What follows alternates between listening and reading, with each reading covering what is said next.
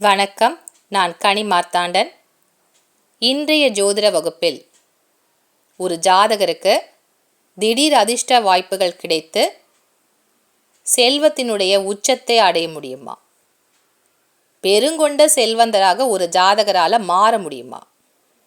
பிறக்கும்போது சாதாரண நிலையில் இருக்கக்கூடிய ஒருத்தர் திடீர் அதிர்ஷ்ட வாய்ப்புகள் மூலமாக அதிர்ஷ்ட ஏணியில் ஏறி ஒரு பெரிய இடத்துக்கு போக முடியுமா? பிரபலமாக ஊர் மக்கள் தெரிந்து கொள்கின்ற வகையில் அவருடைய நிலை என்பது மாறுமா? உலகத்தினுடைய பார்வையில் ஒரு ஜாதகர் என்ன மாதிரியாக தோற்றமளிக்கின்றார்? அவருடைய உண்மையான குணத்தை தவிர்த்து ஊர் மக்கள் புரிந்து கொள்கின்ற அவருடைய குணம் என்ன? இந்த விஷயங்களை ஜாதகத்தில் எப்படி தெரிஞ்சுக்கலாம்? இதற்கான கணிப்பு முறைகள் இருக்கா அப்படிங்கிறத பற்றி தான் இன்னைக்கு ஜோதிட வகுப்பில் நீங்கள் தெளிவாக புரிஞ்சுக்க போகிறீங்க. ஜோதிடத்தில் கரை காண்பது ரொம்ப கடினமான விஷயம். ஒரு ஜாதகத்தில் இதுவரைக்கும் நீங்கள் பார்த்துருக்க கோணங்களில் இது சற்று வித்தியாசமான ஒரு கோணத்துலேருந்து நீங்கள் பார்க்க போகிறீங்க. நமக்கு ஸ்தானங்கள், லக்கணங்கள், பிருகுநந்தி நாடி முறை கூட ஓரளவுக்கு நான் சொல்லி கொடுக்கும்போது உங்களுக்கு புரிஞ்சிருக்கும்னு நினைக்கிறேன். இன்றைக்கி பார்க்க போகிறது ஜெயமினியின் கணிப்பு. இந்த ஜெயமினி அப்படிங்கிற ஒரு முனிவர் கண்டுபிடித்த முறை தான் இப்பொழுது நீங்கள் தெரிஞ்சுக்க போகிற ஆருடா லக்கணம், அப்படி இல்லைன்னா பதா லக்கணம் அப்படின்னு சொல்லுவாங்க. இந்த லக்கண முறையின் மூலம் ஒரு ஜாதகருக்கு லக்னாதிபதி பலமே இல்லை அப்படின்னு சொன்னால் கூட அவர் வாழ்க்கையில் மிகப்பெரிய செல்வ நிலையை அடையக்கூடிய வாய்ப்பு இருக்கா அப்படிங்கிறத நம்ம தெரிஞ்சுக்க முடியும்.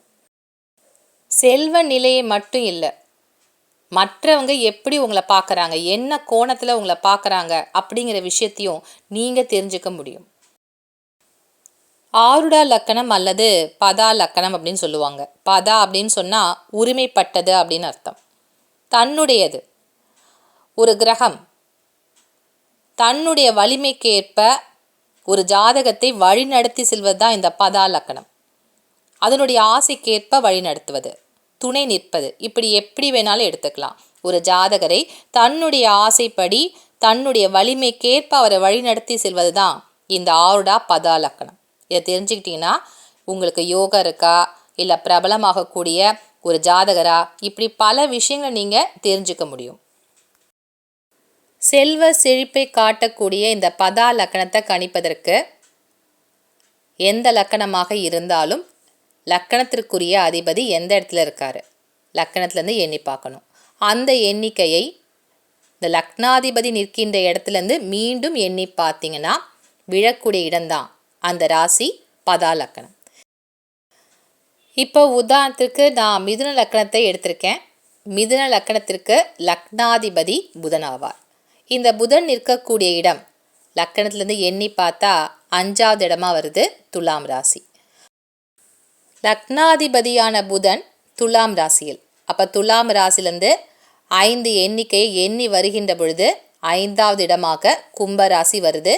இந்த கும்பராசி தான் இந்த ஜாதகருக்கு ஆருடா அல்லது பதா லக்கணம். இப்படி தான் பதா லக்கணத்தை கணிக்கணும். ரொம்ப எளிமையான முறை தான். நீங்கள் இப்போ சொல்லி கொடுக்கும்போதே எல்லாருடைய மன ஓட்டமும் உங்களோட ஜாதகத்தில் எது பதா லக்கணமாக இருக்கும் அப்படின்னு சொல்லி ரொம்ப எளிமையாக கண்டுபிடிச்சிருப்பீங்க. இந்த லக்கணத்தை வைத்து நம்ம என்ன விஷயத்தெலாம் கணிக்கலான்றத இப்போ பார்க்கலாம். முதல்ல பார்க்க போகிறது இந்த பதா லக்கணத்தில் இருக்கக்கூடிய கிரகங்கள் என்ன அப்படின்னு சொல்லி பாருங்கள். பதா லக்கணத்தில் இருக்கக்கூடிய கிரகங்கள் உச்ச நிலையில் இருக்கக்கூடிய கிரகங்கள் இருக்குது, இல்லை ஆட்சி பெற்ற கிரகம் இருக்கா அப்படின்னு சொன்னால் இந்த ஜாதகருக்கு அவருடைய முயற்சியே இல்லாமல் அவருக்கு ஒரு அதிர்ஷ்ட வாய்ப்பு இருக்குது. அதாவது இவர் கஷ்டப்பட்டு தான் உழைச்சி சம்பாதிச்சு ஒரு நல்ல நிலைக்கு வரணுன்றதுலாம் கிடையாது. திடீர்னு ஒரு அதிர்ஷ்ட வாய்ப்பு வரும், பெருங்கொண்ட செல்வந்தராக ஆகக்கூடிய வாய்ப்பு இருக்குது. ஏன்னா பதா லக்கணத்தில் ஒரு கிரகம் ஆட்சி பெற்று இருக்குது. இப்போ நான் சொன்ன இந்த ஜாதகத்தில் பதா லக்கணமாக கும்பராசி இருக்குது. இதனுடைய அதிபதியான சனியே இந்த இடத்துல ஆட்சி பெற்று அமர்ந்திருக்காரு அப்படின்னு சொல்லி வச்சுக்கலாம். அப்போ இந்த ஜாதகருக்கு எப்படியும் ரொம்ப அருமையான ஒரு நிலை என்பது இருக்குது. ரொம்ப சீக்கிரத்தில் பணக்காரர் ஆயிடுவார். பிறப்பில் இருந்த கஷ்டங்கள் அவருக்கு வளர வளர இருக்காது அப்படின்னு சொல்லி தெரிஞ்சுக்க முடியும். ஏன்னா லக்கணத்திற்கு இந்த இடம் என்பது 9ஆம் இடமான பாக்கியஸ்தானம். அப்போ அவருக்கு பாக்கியஸ்தானம் எப்பொழுது ஆரம்பிக்கும் அப்படின்னு பார்த்தீங்கன்னா 7ஆம் இடமான திருமண ஸ்தானத்திற்கு பிறகு அவருக்கு ஆரம்பிச்சிடும். பதா லக்கணத்தின் அதிபதி, பதா லக்கணத்தில் இருக்கக்கூடிய கிரகங்கள், பதா லக்கணத்திற்கு 11ஆம் இடத்தில் இருக்கக்கூடிய கிரகங்கள், இந்த 3 இடத்தையும் பார்த்தாலே இந்த ஜாதகருக்கு யோகம் இருக்கா அப்படிங்கிறத டக்குன்னு பார்த்து கணிச்சிடலாம். இப்போ இந்த உதாரண ஜாதகத்தில் பதா லக்கணமான கும்ப ராசிக்கு 11ஆவது வீடு என்னன்னு பார்த்தீங்கன்னா தனுசு. அப்போ இந்த தனுசு ராசியில் என்னென்ன கிரகங்கள் இருந்தால் இந்த ஜாதகருக்கு ரொம்ப பெரிய யோகம் அப்படின்னு சொல்லி பார்க்கணும். நம்ம லக்கணத்தை மிதுன லக்கணத்தை எடுக்கக்கூடாது. இப்போ பதா லக்கணத்தை மட்டும்தான் நம்ம முக்கியமான ஒரு புள்ளியாக வச்சு பார்க்குறோம். அப்படிங்கிறதுனால பதா லக்கணத்திற்கு 11ஆம் இடமான தனுசு ராசியில் என்ன கிரகங்கள் இருக்குது அப்படின்னு சொல்லி பார்க்கணும். இந்த 11ஆம் இடத்துல சுக்கிரனோ குருவோ இருந்தா, இந்த 2 கிரகங்களுமே பார்த்தீங்கன்னா சுப கிரகங்கள். இந்த 2 சுப கிரகங்களில் ஏதாவது ஒன்று இந்த 11ஆம் இடத்துல இருக்கா அப்படின்னு சொன்னால் இந்த ஜாதகருக்கு சொத்துக்கள் தானாகவே வந்து சேரும். சொத்து பயங்கரமாக அவர் சேர்த்து வைப்பார். நிலத்தில் பணத்தை அள்ளி போடுவார். இவருக்கு எப்படி பணம் கிடைக்குது, எப்படி சொத்து சேர்க்குறாருன்னு யாராலும் சொல்ல முடியாது. அதிர்ஷ்டசாலி அப்படின்னு சொல்லலாம். மிகப்பெரிய ஒரு கோடீஸ்வரர் என்ற நிலையை இந்த ஜாதகர் அடைவார். பதா லக்கணத்திற்கு 11ஆம் இடத்தில் சுக்கிரன் ஆட்சி பெற்று அமர்ந்திருக்காரு அப்படின்னு சொல்லி வச்சுக்கிட்டோம் அப்படின்னு சொன்னால் அந்த ஜாதகருக்கு மனைவியால் இவருக்கு பெருங்கொண்ட யோகம் என்பது கிடைக்கும். கல்யாணம் ஆற வரைக்கும் சாதாரண நிலைமையில் தான் இருந்திருப்பார். அப்புறம் கல்யாணம் ஆனதுக்கப்புறம் பார்த்தா ஆளே முழுசாக மாறியிருப்பார். வசதி வாய்ப்புகள் தோற்றத்திலும் இந்த ஜாதகருக்கு ஏற்றம் தான். அந்த அளவுக்கு மனைவி வந்த பிறகு யோகசாலி அப்படின்னு சொல்லி இந்த ஜாதகரை நம்ம பார்த்தோன்னு தெரிஞ்சுக்கலாம். சுக்கிரன் எந்த ஸ்தானத்திற்கு அதிபதி அப்படிங்கிறதுலாம் பார்க்காதீங்க. பதா லக்கணத்திற்கு 11ஆம் இடத்துல சுக்கிரன் ஆட்சி பெற்றிருக்கா அப்படிங்கிற விஷயத்தை மட்டும் பார்த்தா போதும் இந்த ஜெயமினியினுடைய கணிப்புக்கு. 11ஆம் இடத்துல ராகு இருக்கு அப்படின்னு சொன்னால் இந்த ஜாதகருக்கு வெளிநாட்டு வாய்ப்புகள் என்பது கிடைக்கும். ஃபாரின் போகணும் அப்படின்னு நினச்சாரு அப்படின்னு சொன்னால் நிச்சயமாக அவருக்கு வெளிநாட்டு வாய்ப்புகள் கிடைக்கும். வெளிநாட்டு மூலமாக இந்த ஜாதகருக்கு ஒரு தொழில் என்பது கிடைக்கும். தொழில் மட்டும் இல்லை, இங்கேருந்து ஏதாவது ஒரு விஷயத்தை அவர் ஏற்றுமதி செய்வார். வெளிநாட்டில் இருக்கவங்க ஏதாவது ஒரு இடம் வாங்கணும் இல்லை ஒரு சொத்து வாங்கணும் அப்படின்னு சொல்லி இவரை காண்டாக்ட் பண்ணி நீங்கள் எங்களுக்கு வாங்கித்தாங்க, அதன் மூலமாக இவருக்கு ஒரு பணம் புகழ் என்பது கிடைக்கும். இந்த ஜாதகருக்கு இங்கேருந்துட்டே வெளிநாட்டில் இருக்கவங்களுக்கெல்லாம் உதவி செஞ்சு இவர் ஒரு பெரிய தொகையை சேர்த்துருவார். இப்படி 11ஆம் இடத்துல ராகு இருந்தால் வெளிநாடு வெளி மாநிலங்கள் மூலமாக இந்த ஜாதகருக்கு பொருள் சேர்க்கை என்பது உண்டு. 11ஆம் இடத்துல செவ்வாயுடன் ராகு சேர்ந்து இருக்கு அப்படின்னு சொன்னால் இந்த ஜாதகர் குறுக்கு வழியில் தான் பணம் சேர்ப்பார். இவர் என்ன வேலை செய்கிறாருன்னு வெளியில் தெரியாது. ஆனால் இவருக்கு குறுக்கு வழியில் பணம் வந்து சேர்ந்துக்கிட்டே இருக்கும். ஆனால் அந்த வேலைக்காக இவர் கஷ்டமே பட மாட்டார். ரொம்ப கடினப்பட்டு உழைச்சி வேர்வை சிந்திலாம் கஷ்டப்பட வேண்டாம். உட்காந்த இடத்துலேருந்தே அவருக்கு பணம் வந்து சேரும். அந்த மாதிரி ஒரு தொழில் இவருக்கு அமையக்கூடிய வாய்ப்புகள் ரொம்ப அதிகம். அப்படிங்கிறது தான் செவ்வாயுடன் ராகு சேர்ந்து 11ஆம் இடத்துல இருக்கணும். எதுக்கு? பதா லக்கணத்திற்கு. இந்த 11ஆம் இடத்துல புதனுடன் சுக்கிரன் சேர்ந்து அமர்ந்திருக்கக்கூடிய ஜாதகராக இருக்காங்க அப்படின்னு சொன்னால் அவங்களுக்கு கலைத்துறை, சினிமா, நாடகம், இந்த மாதிரி சீரியல், இந்த விஷயங்கள்லாம் அவருக்கு நடிப்பதற்குரிய வாய்ப்புகள், அதை இயக்குவதற்கு ஏதாவது ஒரு விஷயம் மூலமாக கலைத்துறையில் நுழைந்து பிரபலமாகக்கூடிய ஒரு யோக ஜாதகர் அப்படிங்கிறத தெரிஞ்சுக்க முடியும். 11ஆம் இடத்துல குரு ஆட்சி பெற்று இருக்காரு, சுபரே ஆட்சி பெற்று இருக்காரு அப்படின்னு சொன்னால் இந்த ஜாதகர் என்ன கல்வி கற்றிருக்கின்றாரோ அந்த கல்வியின் மூலம் மிகப்பெரிய ஒரு ஏற்றத்தை அடைவார். சில பேர் படிப்பாங்க ஒன்று, ஆனால் வேலை பார்க்குறது வேறு ஒரு தொழிலாக இருக்கும். ஆனால் இவர் என்ன கல்வி கற்றிருக்கின்றாரோ அந்த கல்வியை அவருக்கு மிகப்பெரிய உயர்ந்த ஸ்தானத்தை கொடுக்கும். அதுதான் 11ஆம் இடத்துல குரு ஆட்சி பெற்று இருக்கக்கூடிய நிலை. இந்த 11ஆம் இடத்துல சனி ஆட்சி பெற்று இருந்தாலும் சரி, இல்லை சனி சமநிலையில் இருக்கக்கூடிய ஒரு கிரகமாக இருக்குது அப்படின்னு சொன்னால் அந்த ஜாதகருக்கு சொந்த தொழில் செய்வதன் மூலமாக அவருக்கு ஒரு நல்ல நிலையை அவர் பெற முடியும். நம்ம நினைப்போம் இல்லையா, தொழில் செஞ்சால் சரியாக வருமா, லாபம் வருமா, நஷ்டம் வருமா தெரியலையே அப்படின்னு சொல்லி நம்ம யோசிக்கின்ற பொழுது இந்த பதா லக்கணத்திற்கு 11ஆம் இடத்துல சனி இருக்காரு அப்படின்னு சொன்னால் அந்த ஜாதகருக்கு தொழில் செஞ்சால் சிறப்பு தான். பதா லக்கணத்திற்கு 11ஆம் இடத்துல குரு, சந்திரன், ராகு, இந்த 3 கிரகங்கள் ஏதாவது ஒன்று இருக்கா அப்படின்னு சொன்னால் திடீர் அதிர்ஷ்ட வாய்ப்புகள் என்பது வரும். எப்படி தான் பணம் வருதுன்னே தெரியாது, அப்படியே காஞ்சி போன மாதிரி நிலைமை இருக்கும். திடீர்னு பார்த்தா எங்கேருந்தோ பண மழை வந்து இவருக்கு கிடைக்க ஆரம்பிச்சிடும். லாட்ரி வாங்குவார், இல்லை வேறு ஏதாவது விஷயங்கள் செஞ்சால் கூட திடீர்னு ஒரு அதிர்ஷ்ட வாய்ப்பு. எப்படி தான் வந்துச்சு இந்த பணம், இவ்வளோ பணம் எப்படி வந்துச்சுன்னு யோசிக்கிற அளவுக்கு பணம் என்பது இந்த ஜாதகருக்கு திடீர் அதிர்ஷ்ட வாய்ப்பாக, இவர் யோசிக்கவே முடியாத இடத்துலேருந்து இவருக்கு காசு வரும். அதுதான் இந்த 11ஆம் இடத்துல குரு, சந்திரன் அல்லது ராகு, இந்த 3 கிரகங்கள் ஒன்று இருக்கா அப்படின்னு சொன்னால், அந்த ஆருடா லக்கணத்திற்கு படி இருக்குது அப்படின்னு சொன்னால் அந்த ஜாதகருக்கு மிகப்பெரிய ஏற்றம், மிகப்பெரிய செல்வந்தர் அப்படின்னு நிலையை அடைய முடியும். இந்த ராகு தசா அப்படின்னு சொன்னாலே எல்லாருக்கும் கொஞ்சம் பயமாக இருக்கும். என்னடா இது எப்படி நடக்க போகுது, இல்லை சனி தசா, இந்த விஷயங்கள் கொஞ்சம் பயப்படுறவங்க லக்கணத்துக்கு 11ஆம் இடத்துல ராகு அப்படி இல்லைன்னா சனி இருக்குது அப்படின்னு சொன்னால் அவங்களுக்கு இந்த தசா தான் பயங்கரமாக சக்கப்போடு போடும். அதாவது 11ஆம் இடத்துல ராகு இருக்குது இல்லைன்னா சனி இருக்குது அப்படின்னு சொன்னால் அவங்களுக்கு இந்த புத்திகள் தசா வரும்போது பார்த்திங்கன்னா நல்ல அமோகமான ஒரு கையில் காசு வந்துடும் அப்படின்னு சொல்லி எடுத்துக்கலாம். லக்கணத்திற்கு 2ஆம் இடமான தனஸ்தானம், 11ஆம் இடம், இந்த 2 இடத்துல சுப கிரகங்கள் இருப்பது, ஆட்சி உச்ச பெற்ற நிலையில் கிரகங்கள் இருப்பது ஜாதகருக்கு ஒரு நல்ல பொருளாதார வளர்ச்சியை காட்டக்கூடிய இடங்களாகும். லக்னாதிபதி பலமே இல்லை 2ஆம் இடத்து அதிபதியால் ஒரு பலமோ நீசம் பெற்ற கிரகங்கள் இருக்குது அப்படின்னு சொன்னால் கூட நமக்கு பொருளாதார வசதி இல்லையே, எப்போ கிடைக்கும் அப்படின்னு சொல்லி ஏங்குகின்றவர்கள் உங்களுக்கு ஆருடா லக்கணப்படி ஆருடா லக்கணத்தில் சுப கிரகங்கள் இல்லைன்னா ஆருடா லக்கணத்திற்கு 2 மற்றும் 11ஆம் இடத்துல சுப கிரகங்கள், ஆட்சி உச்சம் பெற்ற கிரகங்கள் இருக்கா அப்படின்னு சொன்னால் நிச்சயமாக பொருளாதார நிலை என்பது உயரும் அப்படிங்கிறத நீங்கள் தெரிஞ்சுக்க முடியும். இந்த நிலை வந்து எப்போ எந்த காலத்தில் நடக்கும் அப்படின்னு சொல்லி பார்த்தீங்கன்னா, உங்களுடைய ஜாதகப்படி தசா வருது இல்லையா, அந்த தசா காலங்களில் இந்த உச்சம் ஆட்சி பெற்ற கிரகங்களுடைய தசா புத்தி காலங்களாகட்டும், இல்லை தசா நடக்கின்ற பொழுது உங்களுக்கு பொருளாதாரத்தில் மிகப்பெரிய முன்னேற்றம் என்பது ஏற்படும். இதுவரைக்கும் இந்த ஆருடா லக்கணத்தை வச்சு எப்படி வந்து ஒரு ஜாதகருக்கு பொருளாதார முன்னேற்றம் என்பது இருக்கா இல்லையான்னு தெரிஞ்சுக்க முடியுன்றதை நீங்கள் புரிஞ்சிட்ருப்பீங்க. இப்போ பார்க்க போகிறது உங்களை பற்றிய கணிப்பு. உங்களை அடுத்தவங்க எப்படி பார்க்குறாங்க, எந்த கோணத்தில் உங்களை வச்சுருக்காங்க அப்படின்னு நீங்கள் தெரிஞ்சுக்கணுன்னு ஆசைப்படுவீங்க இல்லையா. அப்போது அதை பற்றி எப்படி தெரிஞ்சுக்க முடியும்? உங்களை பொறுத்த வரைக்கும் நீங்கள் ரொம்ப நல்லவங்களாக இருப்பீங்க, உங்களுக்கு எந்த கெட்ட பழக்கமும் இருக்காது, நேர்கொண்ட பார்வையாக இருக்கீங்க. ஆனாலும் மற்றவங்க உங்களை எப்படி பார்க்குறாங்க, இவர் யார், இவர் எப்படிப்பட்டவர்னு தெரிஞ்சுக்கிறாங்க அப்படிங்கிறதையும் இந்த ஆருடா லக்கணத்தை வச்சு தெரிஞ்சுக்க முடியும். அதையும் தெரிஞ்சுக்கலாம்.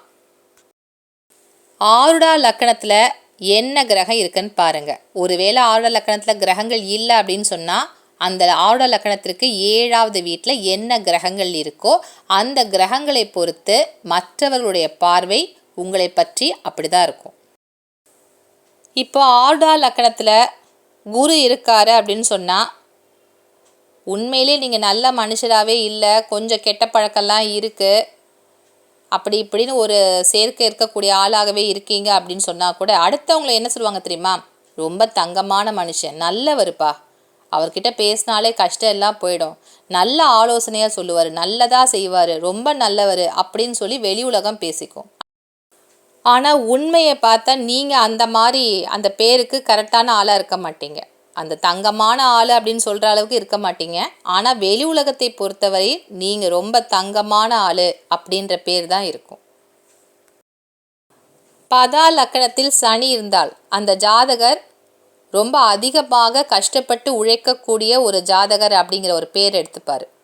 எந்த வேலையில் இருந்தாலும் அடுத்தவங்க அவராக ரொம்ப கஷ்டப்பட்டு சின்சியராக வேலை செய்வார்ப்பா, ரொம்ப கஷ்டப்பட்டு வேலை செய்வார், அவருக்கு வேலை தான் ரொம்ப முக்கியம் அப்படின்னு சொல்லி பேசுவாங்க.